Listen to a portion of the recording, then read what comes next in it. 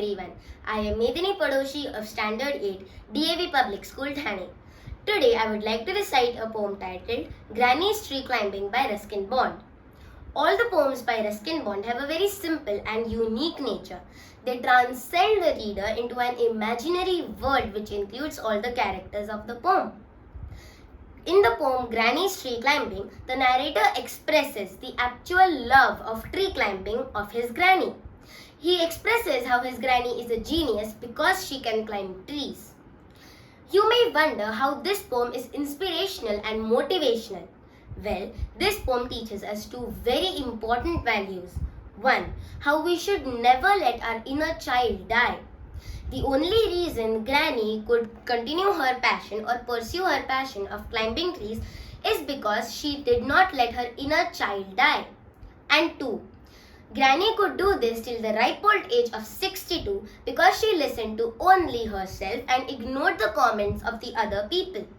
So here it goes, Granny's Tree Climbing.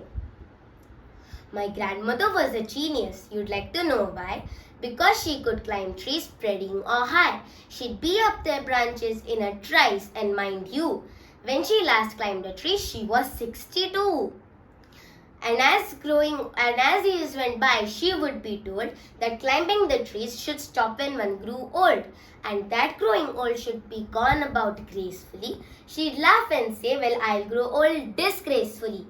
I can do it better," and we had to agree, for in all the garden there wasn't a tree. She hadn't been up at one time or another, having learned how to climb from a loving brother when she was 6. But it was feared by all that one day she'd have a terrible fall. The outcome was different while we were in town. She climbed up a tree and couldn't come down. We went to the rescue and the doctor took Granny's temperature and said, "I strongly recommend a quiet week in bed." We sighed with relief and tucked her up well. Poor Granny, for her it was like a brief season in hell. Confined to her bedroom while every breeze whispered of summer and dancing leaves. Until she felt stronger, she woke up one day and said, "I lie here no longer." She called my father and told him undaunted that a house in a treetop was now what she wanted. My father knew his job. He said, "That's all right. You'll get what you want, dear. I'll start work tonight."